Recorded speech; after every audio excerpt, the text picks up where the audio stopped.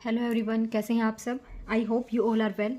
Today we are going to discuss the chapter number 8 of our computer subject class 9।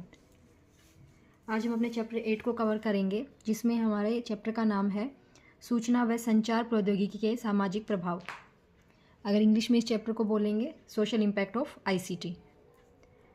सबसे पहले हम अपने MCQ question start कर रहे हैं। फर्स्ट क्वेश्चन जो है अपना आपके सामने, एक लेखक द्वारा किसी दूसरे लेखक की रचना अपने नाम से प्रकाशित करवाना कहलाता है।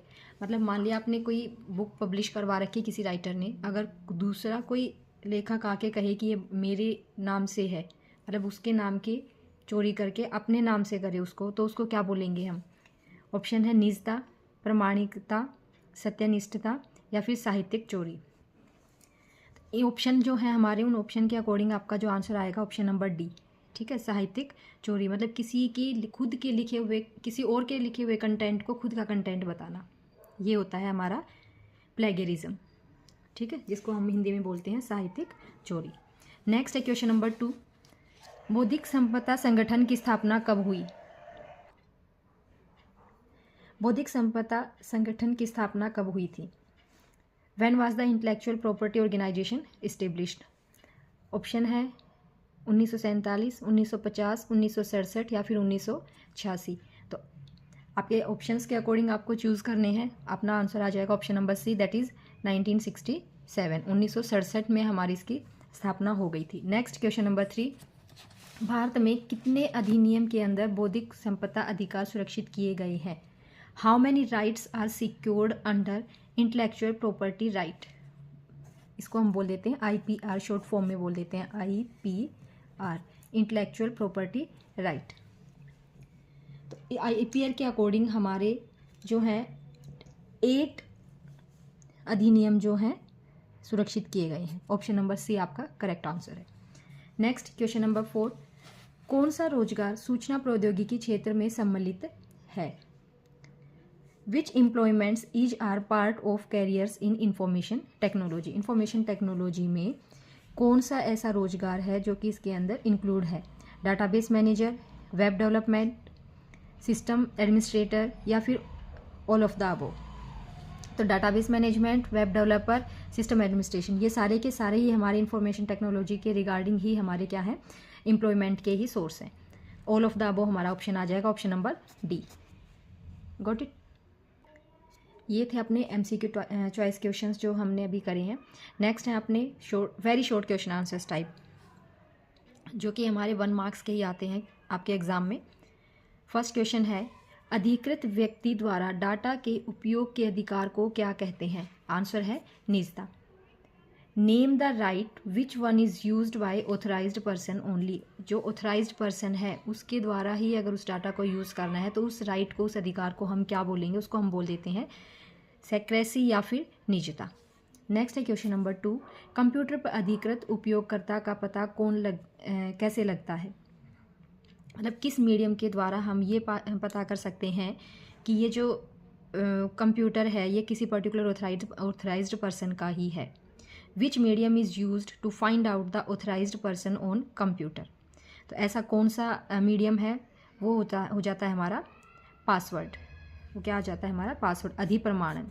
नेक्स्ट है क्वेश्चन नंबर 3। क्वेश्चन नंबर 3 क्या बताता है, किसी लेखक द्वारा अन्य लेखक की रचना की नकल करना क्या कहलाता है। ये क्वेश्चन आपका मल्टीपल चॉइस क्वेश्चन में भी पहला ही क्वेश्चन आपका आया था, जिसको मैंने बताया था प्लेगरिज्म, मतलब साहित्यिक चोरी, इसका आंसर आ जाएगा। नेक्स्ट है क्वेश्चन नंबर 4, ICT के विस्तार के चलते आज पूरे विश्व को क्या नाम दिया गया है। मतलब कि जो ICT है वो ऑल ओवर इंडिया में क्या है, एक्सपेंशन हो रखा है उसका, तो उसको हम एक सिंगल नेम से कैसे बताएंगे, तो वो हो जाएगा हमारा ग्लोबल विलेज। क्या हो जाएगा हमारा ग्लोबल विलेज। नेक्स्ट है क्वेश्चन नंबर 5, साहित्यिक चोरी रोकने के लिए किसका उपयोग किया जाता है। अगर साहित्यिक चोरी, अगर हमें प्लेगरिज्म को रोकना है तो हम किसका यूज़ करेंगे, कॉपीराइट का उपयोग किया जाता है। कॉपीराइट क्या होता है, अगर कोई भी लेखक है, कोई भी राइटर जो होगा, वो अपना कंटेंट अगर कोई भी कंटेंट अगर हमारा ऑनलाइन करेगा तो उसका क्या होता है, कॉपीराइट होता है कि ये उसी का ही राइट है उस कंटेंट को देखना या उस कंटेंट में कुछ भी एडिट करना है, और कोई इंसान जो है उस को एडिट नहीं कर पाएगा और वो उसी के नाम से ही रहेगा कॉपीराइट अगर कंटेंट आपको मिल जाता है। ठीक है, तो इसमें यही पूछा गया था कि अगर साहित्यिक चोरी रोकनी है, अगर आपके काम को कोई अपना काम ना बता पाए ऑनलाइन, तो उसके लिए हमें कॉपीराइट कंटेंट का यूज़ करना होता है। नेक्स्ट है, शिक्षा के क्षेत्र में विद्यार्थी, शिक्षक या शोधार्थी द्वारा की गई साहित्यिक चोरी को क्या कहते हैं। क्वेश्चन क्या है, एक ऐसी चोरी, एक प्लेगरिज्म या तो स्टूडेंट के द्वारा या टीचर्स के द्वारा या रिसर्च के द्वारा एजुकेशन के फील्ड में अगर की जाए तो उस चोरी को हम क्या बोलेंगे, उसको बोलेंगे हम एकेडमिक डिसऑनेस्टी या फिर एकेडमिक फ्रॉड। ठीक है, एकेडमिक बेईमानी या फिर शैक्षिक छल, ये उसका आंसर आ जाएगा। नेक्स्ट है क्वेश्चन नंबर 7, बौद्धिक संपदा संगठन की स्थापना कब हुई थी। When was the intellectual property organisation established. ये क्वेश्चन आपका MCQ टाइप में भी आया था, इसका आंसर आपने देखा था 1967 में।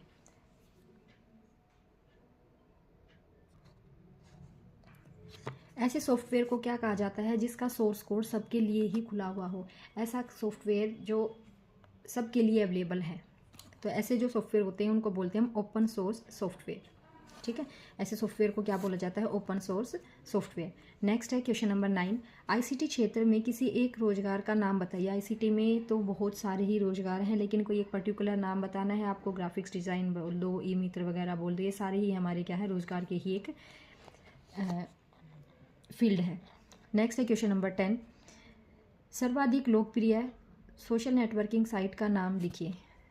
आजकल तो आपको पता है इंस्टाग्राम फेसबुक से ज़्यादा ही है। ये क्वेश्चन मेरे ख्याल से आएगा नहीं, क्योंकि ये पर्टिकुलर इंडिविजुअल उस पर चला जाएगा, किसी की चॉइस क्या है, तो इस क्वेश्चन को आप छोड़ देना, क्वेश्चन नंबर 10 मत करना। ये थे आपके 1 मार्क्स के क्वेश्चन जो हमने मल्टीपल चॉइस क्वेश्चंस करे हैं और वेरी शॉर्ट क्वेश्चन आंसर्स करे हैं। नेक्स्ट आपने शॉर्ट क्वेश्चन आंसर्स जो कि 2 मार्क्स के आपके एग्जाम में आते हैं, जो शॉर्ट क्वेश्चन आंसर्स हैं। सबसे पहला क्वेश्चन पूछा गया है, ICT के विस्तार के चलते साहित्यिक चोरी क्यों बढ़ गई है। जैसे जैसे हमारी ICT मतलब कि टेक्नोलॉजी आ रही है, उसके साथ साथ में प्लेगरिज्म बढ़ता जा रहा है। ऐसा क्यों हो रहा है, वो इसलिए है क्योंकि अगर आपको पता हो आजकल हमें बड़ी इजीली, अगर हम नेट पे कोई भी कंटेंट को सर्च करते हैं तो वो बड़ी इजीली हमें अवेलेबल हो जाता है। उसको हम कट कॉपी पेस्ट करके अपने नाम से उसका एडिट करके बना सकते हैं। तो इसमें बता रखा है साहित्यिक चोरी बढ़ने का मुख्य कारण है कि इंटरनेट पर विभिन्न सामग्री जैसे लेख, ऑडियो, वीडियो, प्रेजेंटेशन, फोटोग्राफ आदि काफ़ी बहुतायत से और बड़ी आसानी से उपलब्ध हैं, और इस पूरे कंटेंट को कॉपी करना, कट कर पेस्ट करना, उसमें एडिट करना, ये बहुत ही इजी है, क्योंकि ऐसे बहुत से सॉफ्टवेयर हैं जिससे हम एडिट कर सकते हैं। इस वजह से आजकल जितने भी हमारे स्टूडेंट्स हैं या फिर रिसर्चर्स हैं, पत्रकार या लेखक वगैरह, वो क्या करते हैं, एक दूसरे की काम को नकल करके अपने अपने नाम से उसको लिख लेते हैं। तो ये हमारा एक रीज़न है कि ICT जैसे जैसे डेवलप होती जाए, इसका ज़्यादा डेवलपमेंट है, उसके साथ में एक प्लेगरिज्म मतलब साहित्यिक चोरी भी हमारी बढ़ती जा रही है। कंटेंट इजीली अवेलेबल होना और सॉफ्टवेयर भी हमारे पास है, तो उसे हम एडिट करके उसकी हम चोरी कर लेते हैं इजीली। नेक्स्ट है क्वेश्चन नंबर 2, शोधार्थी साहित्यिक चोरी किस प्रकार करते हैं। शोधार्थी होते हैं रिसर्चर्स, जो रिसर्च करते हैं किसी भी पर्टिकुलर टॉपिक पे। तो ये कैसे चोरी करते हैं, साहित्यिक चोरी कैसे करते हैं, प्लेगरिज्म कैसे करते हैं। साहित्यिक चोरी को हम बोलते हैं प्लेगरिज्म। ठीक है, रिसर्च शोध पत्र मतलब रिसर्च पेपर तैयार करने के लिए कोई भी रिसर्चर क्या करेगा, अनुचित तरीके से अध्ययन सामग्री जुटाते हैं। ये रिसर्चर इस अध्ययन सामग्री को संपादित या तोड़ मरोड़ कर उसे रिसर्च पेपर के साथ अटैच कर सबमिट कर देते हैं। मतलब कि डायरेक्ट कंटेंट को ना लिख के कहीं कहीं से कट करके बीच बीच में से लाइन फिर अपनी ऐड करके, तो क्या कर देते हैं, उसको ऐड ऑन करके और एडिट करके उस रिसर्च पेपर को, अपने रिसर्च पेपर को पब्लिश कर लेते हैं। रिसर्चर्स किसी सर्च इंजन या अन्य किताबों से अध्ययन सामग्री को कॉपी करते हैं तथा वहां से चुराकर उसे अपने रिसर्च पेपर के साथ सबमिट करते हैं। रिसर्च के अलावा प्रोजेक्ट्स और थीसिस पेपर्स में भी ऐसा ही करते हैं। तो इस तरीके से क्या है, जितने भी रिसर्चर्स होते हैं वो क्या करते हैं, दूसरे के कंटेंट को कॉपी करके और उसमें थोड़ा बहुत एडिट करके अपना कंटेंट और अपने नाम से उसको सबमिट कर देते हैं। ये आजकल बहुत ही कॉमन चीज़ें हैं ICT के अंदर। नेक्स्ट है क्वेश्चन नंबर 3। क्वेश्चन नंबर 3 है, साहित्यिक चोरी क्या है। साहित्यिक चोरी प्लेगरिज्म जो आप पढ़ चुके हो ऑलरेडी। लेकिन ये 2 मार्क्स में है तो इसको थोड़ा सा एक्सप्लेन आपको करना पड़ेगा। किसी लेखक द्वारा किसी दूसरे की भाषा, विचार, शैली आदि की अधिकांशतः नकल करते हुए अपने मौलिक कृति के रूप में प्रकाशन करना साहित्यिक चोरी कहलाता है। मतलब कि किसी दूसरे के काम को खुद के नाम से दिखाना, वो हमारा क्या होता है, प्लेगरिज्म होता है, साहित्यिक चोरी होती है। साहित्यिक चोरी तब मानी जाती है जब हम किसी के द्वारा लिखे गए साहित्य को बिना उसका संदर्भ दिए अपने नाम से प्रकाशित कर लेते हैं। इस प्रकार से लिया गया साहित्य अनैतिक माना जाता है। अब देखो, कंटेंट तो हमें पता है, अगर हम रिसर्च भी अगर कर रहे हैं तो कहीं ना कहीं से हमें नेट से हम कंटेंट लेंगे ही। लेकिन अगर आपने कहीं से भी किसी की भी थीसिस से या किसी के भी पेपर से अगर आपने कंटेंट लिया है और उसका रेफरेंस अगर आपने डाल दिया कि मैंने ये वाला जो कंटेंट है ये इस पर्टिकुलर पेपर से लिया है, तो उसको हम प्लेगरिज्म के अंदर इंक्लूड नहीं करेंगे, ठीक है। लेकिन अगर उसके कंटेंट को आपने चोरी भी किया है और साथ में उसका रेफरेंस भी नहीं दिया है, तब ये प्लेगरिज्म के अंदर इंक्लूड होता है। नेक्स्ट है आपका क्वेश्चन नंबर 4। क्वेश्चन नंबर 4 है, आप अपने लेख में दूसरे लेख की सामग्री का उपयोग करना चाहते हैं तो आप कैसे करेंगे। जो मैंने अभी आपको एक्सप्लेन करा है कि अगर आप चाहते हो कि आपको कुछ कंटेंट लिखना है, ठीक है, और उसमें आप किसी दूसरे के कंटेंट को भी ऐड करना चाहते हो तो उसको कैसे करोगे। तो वो कैसे करा जाता है, दूसरे लेखक की सामग्री का पूर्ण अध्ययन करने के बाद उसमें निम्न समायोजन करते हैं, जो कि इस प्रकार है। सबसे पहले शब्दों अर्थात समानार्थी शब्दों को बदलना, मतलब कि उसने अगर किसी पर्टिकुलर शब्द का यूज़ किया है, सेम शब्द का यूज़ ना करके उसके कोई समानार्थी शब्द का हम यूज़ कर सकते हैं। नेक्स्ट है मूल भाव बदले बिना भाषा को बदलना, मतलब कि उसका मतलब तो सेम रहे लेकिन लिखने का जो तरीका है, लाइन जो है, लैंग्वेज जो है, उसको हम थोड़ा सा हेर फेर करके लिख सकते हैं, भाषा में चेंज करके थोड़ा सा।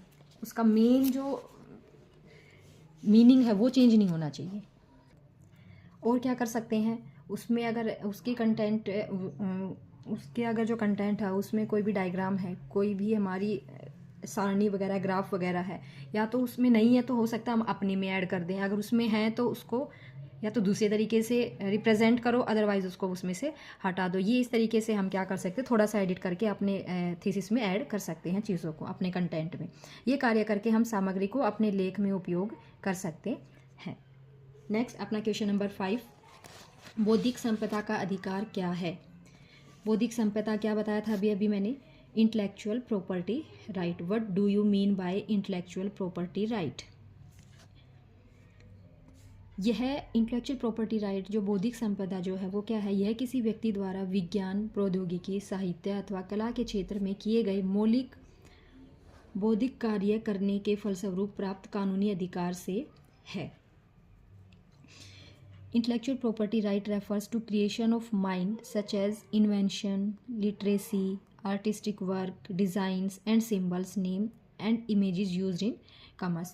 मान लिया अगर आपने कोई गाड़ी परचेज़ की है आपके घर में किसी ने, तो क्या करते हैं, उस गाड़ी के पूरे कागज़ बनवाए जाते हैं, है ना, जिसमें किसके नाम वो गाड़ी होनी है, पर्टिकुलर वो नेम लिया जाता है। सेम उसी तरीके से अगर हमें कोई भी विज्ञान के क्षेत्र में, प्रौद्योगिकी के क्षेत्र में ऐसे कोई भी अगर हम काम करना चाह रहे हैं ऑनलाइन इंटरनेट के थ्रू, तो हमें वहाँ पे भी क्या करना पड़ता है, अपने नेम को रजिस्टर करवाना पड़ता है, ठीक है। और वो फिर वो क्या हो जाता है, उस कंटेंट पे हमारा कानूनी अधिकार है, हमारा कॉपीराइट है, वहाँ पे प्रॉपर्टी, इंटेलेक्चुअल प्रॉपर्टी राइट हमें मिल जाता है। समझ गए। नेक्स्ट है क्वेश्चन नंबर 6, WIPO का पूरा नाम बताइए। जो विपो है इसका पूरा नाम क्या हो जाएगा हमारा, world intellectual property organisation. W से बन गया वर्ल्ड, I से इंटेलेक्चुअल, P से प्रॉपर्टी और O से बन गया हमारा organisation. Next question number 7। Question number 7 क्या कहता है, ट्रिप्स क्या है, इससे संबंधित अधिनियम लिखिए। TRIPS, ट्रिप्स ये क्या है और इससे रिलेटेड जितने भी अधिनियम हैं उनके बारे में आपको बताना है। What do you mean by trips. यह एक ऐसा एग्रीमेंट होता है जो WTO मतलब कि वर्ल्ड इंटेलेक्चुअल प्रॉपर्टी ऑर्गेनाइजेशन करता है। ये देखो, सन 1995 में world trade organisation agreement on the trade related aspect of intellectual property right, इस संगठन का एक समझौता है। सारे देश जो विश्व व्यापार संगठन के सदस्य हैं उन्हें इसे मानना तथा अपने कानून इसी के मुताबिक बनाने हैं। हम भी बौद्धिक संपदा अधिकार के संबंधित कानूनों को इसी के कारण बदल रहे हैं ताकि वह ट्रिप्स मुताबिक हो जाए। भारत में निम्न 8 अधिनियम के अंदर बौद्धिक संपदा अधिकार सुरक्षित किए गए हैं। अब देखो ट्रिप्स क्या है हमारा। सबसे पहले तो TRIPS ये क्या है आपको इसके बारे में पता होना चाहिए। Trade related aspect of intellectual property right. Trips basically क्या है, व्यापार से रिलेटेड, ट्रेड से रिलेटेड एस्पेक्ट है इंटेलेक्चुअल प्रॉपर्टी राइट्स के, जो कि हमारे क्या है एक रूल्स रेगुलेशन है जिसको हमें फॉलो करना पड़ता है, जो भी इस व्यापार संगठन के सदस्य हैं उन सबको। ठीक है। और यहाँ पे कुछ हमारे वैसे पूछा नहीं गया है ये कि भारत के अंदर कौन कौन से 8 बौद्धिक संपदा अधिकार सुरक्षित हैं। अगर आप देखना चाहो तो देख सकते हो। Biological diversity, copyright act, design act, geographical act, patent act, protection of plant varieties and farmers right, semiconductor, integrated layout design या फिर ट्रेडमार्क्स। ये बहुत सारे ऐसे हैं जिससे हमारा जो कंटेंट है, जो चीज़ें हैं वो हमारे नाम से रजिस्टर्ड हो जाती हैं। क्वेश्चन नंबर 8 है बौद्धिक संपदा के अधिकार की उपयोगिता बताओ। बौद्धिक संपदा जो है उसके अधिकार की उपयोगिता बताना है। It means what are the uses of intellectual property right. अभी अभी मैंने बताया था इंटेलेक्चुअल प्रॉपर्टी राइट जो है वो हमारे लिए बहुत ही ज़्यादा ज़रूरी है। और इसका क्या यूज़ है आप इसको देखें। किसी व्यक्ति अथवा संस्थान विशेष को अपने द्वारा रचित तथा किए गए मौलिक कौशल कार्य का लाभ लेने का अधिकार होता है इसके रिगार्डिंग। अगर कोई भी काम हमने किया है, आप सिंपल ये एक एग्ज़ाम्पल लो कि आपने क्या किया, कॉपी बनाई है, किसी बच्चे ने आपकी कॉपी उठा के चोरी कर ली और उस पर अपना नाम लिख लिया, तो आप बताओ आपको गुस्सा आएगा या नहीं आएगा। ठीक है ना। तो उसी तरीके से अगर आपके कंटेंट को अगर कोई चोरी कर ले, उससे बचाने के लिए हमें क्या करना पड़ता है, इंटेलेक्चुअल प्रॉपर्टी राइट लेना पड़ता है, बौद्धिक संपदा रजिस्टर करवानी पड़ती है अपने नाम से। इसी वजह से इसके बेनिफिट भी हैं। क्यों? क्योंकि उसको कोई फिर चोरी ही नहीं कर पाएगा। तो किसी व्यक्ति अथवा संस्था विशेष को अपने द्वारा रचित, अपने द्वारा जो काम किए गए हैं उन सब काम का कार्य का लाभ लेने का अधिकार है। इसका मतलब क्या है, जो काम करने वाला जो है, जो रचयिता जो होता है, वो इस बात का निर्णय लेने का उसका पूरा अधिकार है कि जो वो कार्य जो उसने किया है उसको कहाँ और कैसे उपयोग में लिया जाए। ये नहीं है कि आपकी सारे के सारे कंटेंट को कोई कॉपी कर ले, ठीक है, या मिसयूज़ कर ले, ऐसा नहीं है। बौद्धिक संपदा अधिकार मौलिक तथा उत्पादक कार्य करने के लिए प्रेरित करता है तथा नकल और चोरी करने की प्रवृत्ति पर भी रोक लगाता है। बौद्धिक संपदा अधिकार के अंतर्राष्ट्रीय स्तर पर संरक्षण हेतु संयुक्त राष्ट्र द्वारा जिनेवा में 1967 में विश्व बौद्धिक संपदा संगठन की स्थापना की गई थी। तो इंटेलेक्चुअल प्रॉपर्टी राइट जो है हमारा बेसिकली हमारे जो अधिकार हैं वो हमारे अधिकारों को दिखाता है कि अगर हमने कोई भी काम अगर करा है तो उस काम को दूसरा जो इंसान है वो कहाँ तक कितना यूज़ कर सकता है। सिंपलेस्ट एग्जांपल देखो, अगर आप इंस्टाग्राम फेसबुक वगैरह चलाते हो तो आपको बहुत सारे ऐसे राइट्स होते हैं, उसमें आप अपने कंटेंट को पब्लिक करना चाहते हो या प्राइवेट तक रखना चाहते हो, तो आपके ऊपर डिपेंड करता है ना। तो सेम अगर हमें कोई चीज़ पब्लिश करनी है तो हमें बौद्धिक संपदा अधिकारों का यूज़ करना चाहिए, क्योंकि ये हमारे लिए बहुत यूज़फुल है और ये इसका आपको मैंने बता दिया है। नेक्स्ट है क्वेश्चन नंबर 9। आईसीटी के क्षेत्र में आज एक अधिक रोजगार की संभावनाएं क्यों है। आजकल जो आईसीटी है वहाँ पे मैक्सिमम एम्प्लॉयमेंट क्यों है आईसीटी के क्षेत्र में। यह क्षेत्र आज लगभग सभी विभागों में मर्ज हो गया। आपको पता है कि आजकल कोई भी ऐसा डिपार्टमेंट नहीं है कि जिसमें हमें आईसीटी का यूज़ ना कर रहे हों, कंप्यूटर का यूज़ नहीं कर रहे हों। अगर आप पुलिस स्टेशन में चले जाओ या फिर आर्मी में चले जाओ, एजुकेशन डिपार्टमेंट में चले जाओ, या फिर आप क्या नाम है इसका पब्लिक सेक्टर में चले जाओ, या किसी भी कोई भी सेवा केंद्र है कहीं भी चले जाओ, हर जगह आपका आईसीटी का यूज़ हो रहा है। सभी क्षेत्रों में तथा देश विदेशों में आईसीटी का फैलाव होने के कारण इसमें अधिक रोजगार की संभावनाएं हैं। इसका दूसरा कारण ये भी है कि इसमें अनेक स्तरों पर प्रवेश किया जा सकता है, प्राइवेट सेक्टर से, गवर्नमेंट सेक्टर से, ठीक है ना। तो छोटे छोटे रोजगार भी हमें ये अवेलेबल करवा देता है। नेक्स्ट है क्वेश्चन नंबर 10। सोशल मीडिया की परिभाषा लिखिए। सोशल मीडिया क्या होता है बेटा, डिफाइन करना है सोशल मीडिया को। जो सोशल मीडिया जो है ना, ये उन ऑनलाइन प्लेटफॉर्म या ऐप्स को कहते हैं जहां लोग टेक्स्ट, फ़ोटो, वीडियो और अन्य कंटेंट के जरिए जुड़ते हैं। सोशल मीडिया क्या है बेसिकली हमारे, अगर आपने देखा होगा फेसबुक है, इंस्टाग्राम है, ट्विटर है, लिंक्डइन है, ये सारे के सारे हमारे क्या है, व्हाट्सअप वगैरह ये सोशल मीडिया होते हैं हमारे, जहाँ पे हम अपने टेक्स्ट, फ़ोटो, वीडियो आदि जितने भी कंटेंट हैं उन सब के जरिए एक दूसरे से जुड़ते हैं और अपनी जानकारी और विचारों को साझा करते हैं और वर्चुअल कम्युनिटी बनाते हैं। कम्युनिटी मतलब मिलजुल के रहना एक दूसरे के साथ में। यह इंटरनेट आधारित टेक्नोलॉजी है जो लोगों को बातचीत करने, ऑनलाइन नेटवर्क बनाने की सुविधा देती है, जैसे फेसबुक, इंस्टाग्राम, ट्विटर और लिंक्डइन। नेक्स्ट है सोशल मीडिया की कुछ विशेषताएं हैं। ये काफ़ी इंटरेक्टिव होता है, यूज़र देख के उसको काफ़ी पसंद करता है इन सब चीज़ों को। नेटवर्किंग क्या है, दोस्तों से, परिवार से, अपने साथ में काम करने वालों के उसकी रुचियाँ, उनके बारे में हम पता कर लेते हैं। सामग्री साझा करना, जैसे कि टेक्स्ट, फ़ोटो, वीडियो कोई भी चीज़ें हम उसके अंदर ऊपर क्या कर सकते हैं, सेंड कर सकते हैं सोशल मीडिया साइट पे। नेक्स्ट है अपना समुदाय निर्माण, ग्रुप बना लेते हैं, वर्चुअल समुदाय बन जाता है इसके अकॉर्डिंग। नेक्स्ट है व्यापक पहुंच, मतलब कि एक इंसान घर ये एक जगह बैठा हुआ पता नहीं पूरे ऑल ओवर वर्ल्ड में भी चीज़ों को देख सकता है, ठीक है ना। मनोरंजन, मार्केटिंग, इन सब के लिए इसके कुछ उदाहरण आपने पहले ही देख लेते हैं। फेसबुक है, इंस्टाग्राम है, ट्विटर है, लिंक्डइन है, बहुत सारे ऐसे सोशल मीडिया साइट्स हैं जिसका आजकल यूज़ काफ़ी होता जा रहा है। आज तक हमने जो है अपने कंप्लीट किए हैं चैप्टर नंबर 8 के multiple choice questions, very short question answers और शॉर्ट क्वेश्चन आंसर्स, जिसमें हमारे जो मल्टीपल चॉइस क्वेश्चंस थे वो हमारे 1 मार्क्स के थे, वेरी शॉर्ट जो है वो भी हमारे 1 मार्क्स में आते हैं, और जो मैंने अभी करवाई हैं रिसेंट में जो शॉर्ट क्वेश्चन आंसर्स होते हैं वो हमारे 2 मार्क्स के क्वेश्चंस आते हैं आपके एग्ज़ाम में, ठीक है। ये अपने चैप्टर नंबर 8 जो था हमने कंप्लीट किया है। इसके हमारे अभी लॉन्ग क्वेश्चन आंसर्स जो हैं वो अभी पेंडिंग है, वो हम अपना नेक्स्ट वीडियो में कंप्लीट करेंगे। और आपको पता है अभी मैंने बताया भी था जो हमारा चैप्टर नंबर 8 है उसका नाम क्या था, सोशल इम्पैक्ट ऑफ आईसीटी पे समाज के क्या प्रभाव हैं, ठीक है। तो आज के लिए इतना ही। आई होप आपको ये वीडियो अच्छी लगी होगी। अगर वीडियो अच्छी लगी है तो वीडियो को लाइक, शेयर एंड सब्सक्राइब जरूर करना। And student keep learning and all the best for your exam.